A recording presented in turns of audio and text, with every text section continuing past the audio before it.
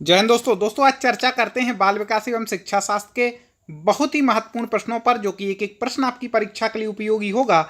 और इन प्रश्नों को यदि आप पढ़ लेंगे तो एक बाल विकास की किस प्रकार के हमें प्रश्नों को हल करना है, क्योंकि बाल विकास के प्रश्न ज़्यादा रटने का खेल यहाँ पर नहीं है, समझ का खेल ज़्यादा है। वैसे ही क्वेश्चन आजकल आते हैं, तो आप निश्चित इन प्रश्नों का अभ्यास करेंगे तो आपकी बुद्धि उस प्रकार की होगी कि हमें किन बातों का ध्यान उत्तर देते समय रखना है और किस हिसाब के प्रश्न आते हैं, आज ये भी आपको पता चल जाएगा। तो चलिए शुरू करते हैं। कमेंट बॉक्स खोल लें, उत्तर देने के लिए तैयार रहें। पहला प्रश्न यहाँ पर है आज का, भारत सरकार की शिक्षा नीति शिक्षा को मानती है। भारत सरकार की जो शिक्षा नीति है वो शिक्षा को कैसा मान रही है, इन चार में से आपको उत्तर देना है। फटाक से उत्तर देना है, कम समय ज़्यादा प्रश्न पढ़ने का हमारा लक्ष्य होगा और आपको व्यवस्थित अध्ययन कराने का होगा। तो आपको बता दें कि भारत की शिक्षा नीति शिक्षा को कैसा मानती है, व्यय मानती है। कैसा मानती है, व्यय रूप से मानती है। आगे लेते हैं, उससे पहले आपको बता दें कि आपको हमसे जुड़ने के लिए तुरंत हमारे चैनल को सब्सक्राइब पर क्लिक करके सब्सक्राइब कर लें। यदि ना जुड़ पाए हों, साथ में बेल आइकन को दबा लेना, तो आपके पास नोटिफिकेशन आएगा। और गूगल प्ले स्टोर से आप हमारा ऐप डाउनलोड कर सकते हैं, जिसमें और भी फ्री स्टडी मटेरियल मिलेगा। टेलीग्राम चैनल से आपको जुड़ना है तो डिस्क्रिप्शन में लिंक दी है। अध्यापक प्रवेश परीक्षा देने का आपका मुख्य उद्देश्य है। आप अभी अध्यापक के लिए तैयारी कर रहे हैं, कमेंट में और जरूर लिखना आप किस एग्जाम के लिए तैयारी कर रहे हैं, कहाँ के अध्यापक बनने के लिए, कौन से लेवल का एग्जाम है, उसकी जरूर आप कमेंट में बताइए। तो आपको बता दें कि बहुत अच्छा प्रश्न है, वेरी वेरी आईएमपी टाइप के प्रश्न आएंगे कि अध्यापक प्रवेश परीक्षा देने का उद्देश्य क्या है। कई लोग बोलेंगे कुछ नहीं है सर, उद्देश्य यही है कि 30-40 हज़ार रुपये कम से कम महीने की सरकारी नौकरी लग जाए और आराम से ज़िंदगी कट जाए। ये उद्देश्य नहीं है, गलत उद्देश्य है आपका। ठीक है, वैसे होता नहीं है, क्योंकि जो अध्यापक के लिए परीक्षा दे रहे उसका मुख्य उद्देश्य होता है अध्यापन कार्य के प्रति रुचि, पढ़ाने के प्रति उसकी रुचि है, दूसरों को भविष्य बनाने की भावना है।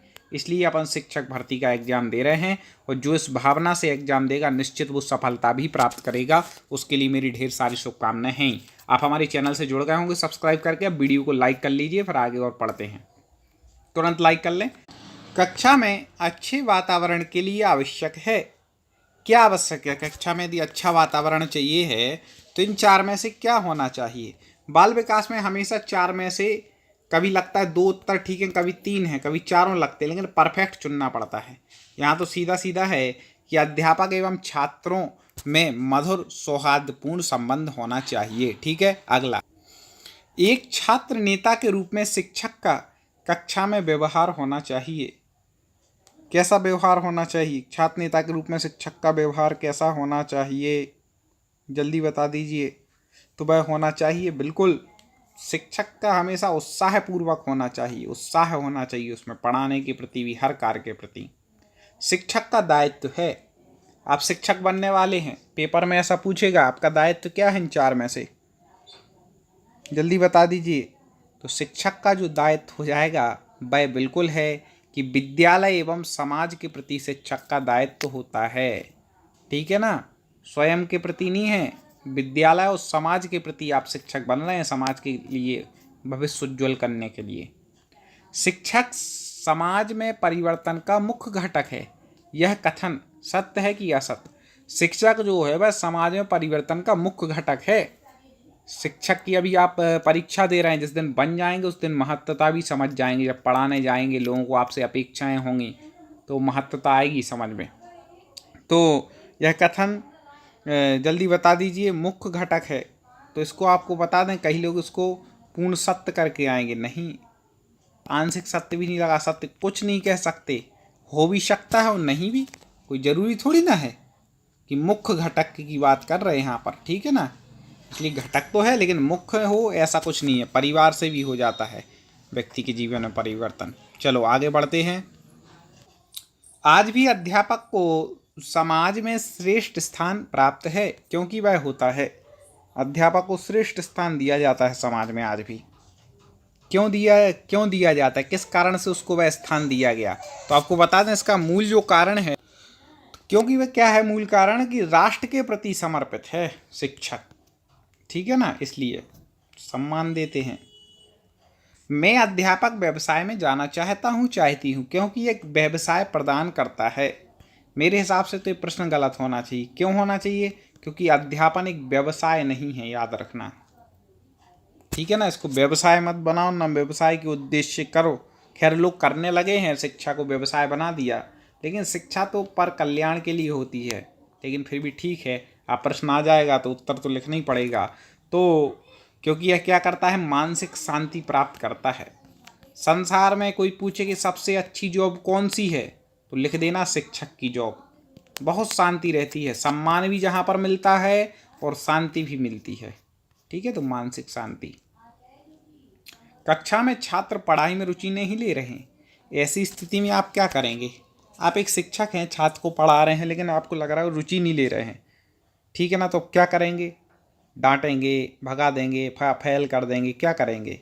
कहानियाँ सुनाएंगे, बीच बीच में चुटकुले सुना देंगे, क्या करेंगे? नहीं, रुचिपूर्ण शिक्षण विधि का प्रयोग करेंगे। ऐसी विधि से पढ़ाएंगे, ऐसी ट्रिक से पढ़ाएंगे कि उन्हें रुचि आ जाए पढ़ने में, ठीक है ना। शिक्षण की कौन सी विधि सर्वोत्तम है? कई बार पूछा गया प्रश्न है, सर्वोत्तम विधि कौन सी है शिक्षण की? जल्दी बता दें। हाँ, कई जिनको खेल पसंद होगा वो कह रहे होंगे खेल विधि। नहीं भैया, खेल विधि सर्वोत्तम नहीं है। अच्छी है छोटे लेवल पे, लेकिन सर्वोत्तम नहीं है। सबसे सर्वोत्तम है करके सीखने की विधि। स्वयं प्रयोग करके सीखना, उस काम को करके सीखना, ये विधि बहुत बढ़िया है। दोस्तों हमारे चैनल से सब्सक्राइब करके जुड़ गए होंगे, लेकिन वीडियो को तुरंत लाइक आप कर देना और डिस्क्रिप्शन में जाकर के टेलीग्राम चैनल से जुड़ जाना। इसकी PDF वहाँ पर आपको मिल जाएगी, ऐप में भी मिल जाएगी। शिक्षक का प्राथमिक दायित्व क्या है? बहुत अच्छे अच्छे प्रश्न हैं, इनसे एक आपकी समझ उत्पन्न होगी इन प्रश्नों का उत्तर दे करके कि किस टाइप के प्रश्न हमें कैसे हल करने हैं। इस टाइप के प्रश्न 20 से ज़्यादा आते हैं, रटने वाले तो 8 से 9 ही प्रश्न होंगे, बाकी ऐसे ही प्रश्न आएंगे। तो आपको बता देंगे शिक्षक का जो प्राथमिक दायित्व है वह सबसे ज़्यादा क्या, उत्कृष्ट शिक्षण अच्छे से करे, बाकी काम तो ठीक ठाक हैं। पढ़ा अच्छे से नहीं पा रहे, दुनियादारी कर लें तो क्या मतलब। इसलिए आप अपने किस शिक्षक सहयोगी को अपना हितैषी मानती हैं? ऐसा कौन सा शिक्षक सहयोगी है जिसको आप अपना हितैषी मानती हैं? तो आपको बता दें, उसको अपना हितैषी माना जाएगा जो समय समय पर आपकी रुचि का साहित्य ला कर दे तथा ज्ञान चर्चा करे, ठीक है ना। दुख दर्द बांटने के लिए शिक्षक नहीं बने, चापलूसी करने के लिए। इसलिए जो समय समय पर रुचि का साहित्य ला करके दे, ज्ञान चर्चा करे, समझ लेना वो अपना साथी शिक्षक बढ़िया है। प्रभावशाली शिक्षण के लिए अध्यापिका में होना चाहिए। कोई अध्यापिका हैं, बालिका हैं, उनमें प्रभावशाली शिक्षण के लिए क्या होना चाहिए? स्टाइलिश वस्त्र पहन लें, इससे अच्छा शिक्षण प्रभावी बन जाएगा, लोग कहेंगे बहुत बढ़िया। नहीं, शिक्षक एक आदर्श होता है, याद रखना। वस्त्र भी उसके आदर्श होना चाहिए। खैर वस्त्रों से पहचान नहीं है, वो बात नहीं कह रहा है कि आप समझो, लेकिन एक आदर्श होता है, हर व्यक्ति की ड्रेस होती है, तो वो होना चाहिए। इसलिए ये तो नहीं होगा। सभी विषयों का ज्ञान, याद रखना, ज्ञान से कुछ नहीं होता। शिक्षण का ज्ञान से उतना संबंध नहीं है, क्योंकि शिक्षण ज्ञान से नहीं चलता, पढ़ाने की शैली से चलता। ज्ञान बहुत है लेकिन शैली नहीं है, बच्चों को समझ नहीं आएगा। अब इसके बाद आ गया पढ़ाने की अच्छी विधि। ये मेन है, जितना भी आता है उसको अच्छे ढंग से प्रस्तुत करने की शैली होनी चाहिए। प्रतिदिन विलंब से आने वाली छात्रा को आप क्या करेंगे? कोई डेली लेट आ रही है आपकी क्लास में, कोई छात्रा है, आप क्या करेंगे उसके लिए? जल्दी से बता दीजिए। 4 कारण यहाँ पर हैं, क्या करना है इन 4 में से? तो आपको बता दें, कारणों का पता लगाकर उसे नियमित बनाने का प्रयास करें। कारण का पता लगाएंगे किस कारण से नहीं आ पा रही है बच्ची, ठीक है, और फिर उसको नियमित बनाएंगे। किसी विषय का अध्यापन करने का तात्पर्य है। किसी विषय का अध्यापन करने का तात्पर्य क्या है? तो आपको बता दें, तात्पर्य जो हो जाएगा वह हो जाएगा, 4 पढ़ने पड़ते हैं, उसे छात्रों के अनुभव से जोड़ना। छात्रों के अनुभव से यदि किसी विषय को जोड़ेंगे तो बहुत अच्छे तरीके से उसको समझ पाएंगे, ग्रहण कर पाएंगे। सामूहिक चेतना से अभिप्राय है। सामूहिक चेतना से क्या अभिप्राय है? जल्दी से कमेंट कर दें। तो सामूहिक चेतना मतलब समाज के प्रति परिणाम की सजगता। कम समय मिलेगा, कम समय ज़्यादा प्रश्न पढ़ने हैं। ऐसा नहीं 1 घंटे पढ़ाई की और 10 प्रश्न पढ़ पाए तो क्या मतलब निकला, ठीक है ना। ज़्यादा पढ़ना है लेकिन जल्दी, मतलब ऐसे नहीं करना कि पढ़े और भूल गए। यहाँ रटने का काम नहीं है, समझने का काम है। ये बाल मनोविज्ञान है। मनोविज्ञान को रटा नहीं जाता है, मन का विज्ञान इसको समझा जाता है, याद रखना। मैं देखता हूँ अधिकतर स्टूडेंट बाल विकास शिक्षा शास्त्र को रटने का प्रयास करते हैं। अरे कोई फॉर्मूला है कुछ हो तो भाई रट लो, ठीक है ना। यहाँ समझ उत्पन्न करनी है बाल मनोविज्ञान, वो कथन अथन रटने पड़ेंगे किसने क्या कहा, बाकी तो आपको याद ही करना है। कौन सा संप्रत्यय व्यक्ति पशु के लक्षणोन्मुखी व्यवहार को अभिव्यक्त करता है? 4 प्रत्ययों में से बताना है कि जो लक्ष्य की ओर उन्मुख करे, ठीक है ना। तो लक्ष्य की ओर उन्मुख करने वाला है वह क्या है? प्रेरणा, मोटिवेशन जिसको अपन कहते हैं, ठीक है ना। तो वो लक्ष्य की ओर ले जाती कि नहीं, तो वही है। आगे देखें, प्रेरणा लक्षणोन्मुखी बनाने के साथ साथ क्या मुक्त करती है? प्रेरणा लक्षणोन्मुखी तो बना देती है, जैसे आपको डेली रात को प्रेरणा मिलती होगी कल से आप बहुत अच्छे तरीके से व्यवस्थित पढ़ाई करनी है, और जब कल आता है तो वापस फिर वैसे ही हो जाते हैं, अब चलो ठीक है कल से कर लेंगे। तो कल में पेपर का समय नज़दीक आ जाता है, फिर घबराहट में पढ़ाई नहीं होती और फिर निकलता नहीं है, फिर कहते हैं अरे यार इस बार चूक गए। भैया ऐसे चूकते रहोगे। जो प्रेरणा मिली है, जो मोटिवेशन मिला है, उस मोटिवेशन को बरकरार रखना है जब तक पेपर देना आओ तब तक, तब शिक्षक बनोगे, नहीं तो नहीं बन पाओगे। तो प्रेरणा आपको बता दें कि लक्षणोन्मुखी के साथ साथ तनाव से मुक्त करती है। आगे, निम्नलिखित में से कौन सा कौशल विज्ञान सीखने में अच्छा नहीं है? विज्ञान सीखने के लिए इनमें से कौन सा कौशल अच्छा नहीं है? तो आपको बता दें, विज्ञान सीखना है तो उपकरणों को सेट करना होगा, अवलोकन भी करना होगा, सुनना केवल नहीं है। तो सुनना यहाँ पर हो जाएगा कि अच्छा मतलब कौशल नहीं है विज्ञान सीखने के लिए, निष्कर्ष तो निकालना मेन है, इस प्रकार से हो जाएगा। निम्नलिखित में अध्येता के लिए सूचना प्रसारण का सर्वोत्तम साधन कौन सा है? दोस्तों आपको पूरी बाल विकास क्रम से पढ़नी हो तो हमारी प्ले लिस्ट है बाल विकास एवं शिक्षा शास्त्र, वो प्ले चैनल पर जाकर के आप हमारे टॉप 50 स्टडी यूट्यूब चैनल पर जाकर के देख सकते हैं। और एक और काम आप कर सकते हैं कि लास्ट में मैं स्क्रीन पर ही प्ले लिस्ट दे दूंगा, तो आप उस पर क्लिक करेंगे तो वह आपको प्ले लिस्ट खुलाएगी, आपको बहुत सारे वीडियो मिल जाएंगे, हर सब्जेक्ट के वीडियो हमारे चैनल पर हैं, आप ज़रूर पढ़िए। तो यहाँ पर हो जाएगा कि सूचना प्रसारण का सर्वोत्तम कौन सा हो जाएगा अध्येता, तो वह होगा अधिगम संवेष्टन हो जाएगा, अधिगम संवेष्टन। आप एक अध्यापक हैं, आपकी सहयोगी अध्यापिका के साथ आपका व्यवहार होगा, कैसा होगा? सहयोगी अध्यापिका है, आप एक अध्यापक हैं, कैसा व्यवहार करेंगे जल्दी से बता दीजिए।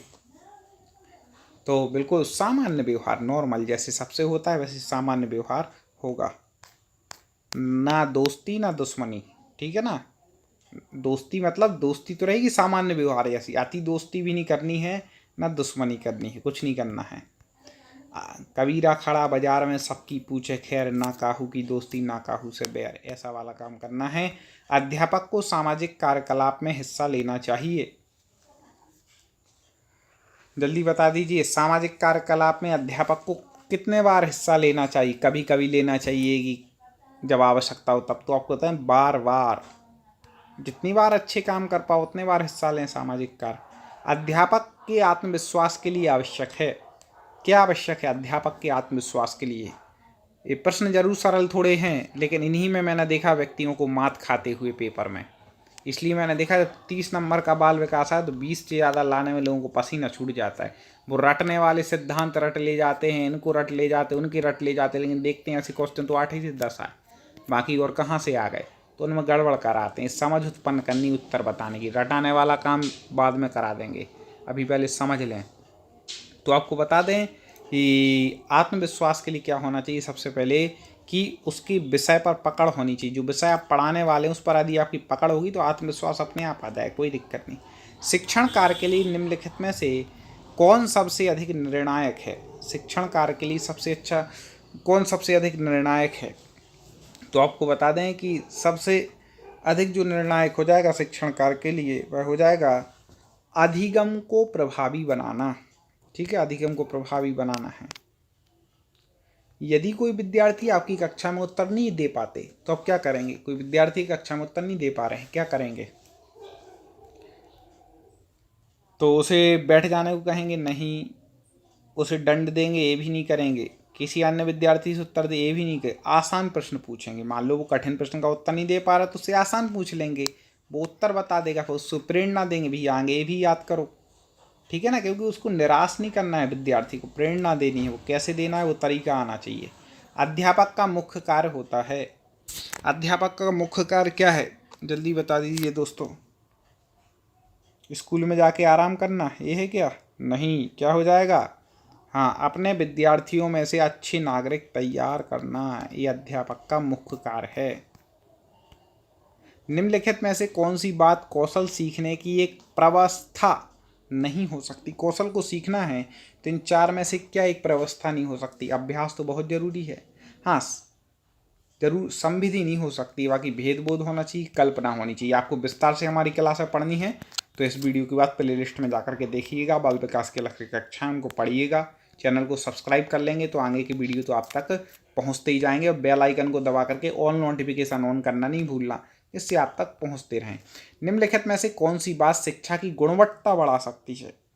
ऐसी कौन सी बात है जो शिक्षा की गुणवत्ता बढ़ा सकती है इनमें से? तो आपको बता दें कि वह हो जाएगी सेवाकालीन अध्यापक प्रशिक्षण, ठीक है ना, ये शिक्षा की गुणवत्ता बढ़ा सकती है। एक अध्यापक के आत्मविश्वास का प्रतीक है, एक अध्यापक के आत्मविश्वास का प्रतीक क्या है? आत्मविश्वास के लिए हम ऊपर ही बता चुके हैं कि भाई आपको विषय पर पकड़ होनी चाहिए, तो विषय वस्तु पर संपूर्ण अधिकार होना चाहिए, जरूरी है। दोस्तों आगे का क्वेश्चन पढ़ें उससे पहले आपको एक और बात बताना चाहेंगे कि हम डेली क्लास से पहले अपने टेलीग्राम चैनल पर लिंक शेयर कर देते हैं, जिससे कि आप लाइव हमसे जुड़ सकते हैं। तो टेलीग्राम से जरूर जुड़ जाइएगा, डिस्क्रिप्शन में लिंक दी है। आगे है, आजकल विद्यालय निम्नलिखित लक्ष्य को पूरा कर पाने में असमर्थ हैं। आजकल के जो विद्यालय हैं इन चार में से किस लक्ष्य को पूरा कर पाने के लिए असमर्थ हैं? बहुत अच्छा प्रश्न है। मैं चाहूँगा कि आप इसका उत्तर स्वयं कमेंट में दें, और मैं बाद में देखता हूँ कितने विद्यार्थियों को उत्तर ठीक आते हैं। अगले वीडियो में इसका उत्तर बता दूंगा, या जो सही उत्तर देंगे कमेंट में उनकी कमेंट को लाइक किया जाएगा, तो आप समझ जाइएगा कि मेरा उत्तर सही है। और बाकी लोगों के कमेंट देख करके भी आप देख सकते हैं, लेकिन पहले बताने का प्रयास जरूर करना स्वयं। और देखते हैं कितने मित्र सही इसका उत्तर देते हैं। स्क्रीन पर आपको एक प्लेलिस्ट दिखाई दे रही है, उस पर जैसे ही आप क्लिक करेंगे तो और वीडियो आपको मिलेंगे, और डिस्क्रिप्शन में जाकर के टेलीग्राम चैनल से जरूर जुड़ें, ऐप को डाउनलोड कर लें। अगले वीडियो में ऐसे ही प्रश्नों पर चर्चा करेंगे। जुड़े रहिए। जय हिंद।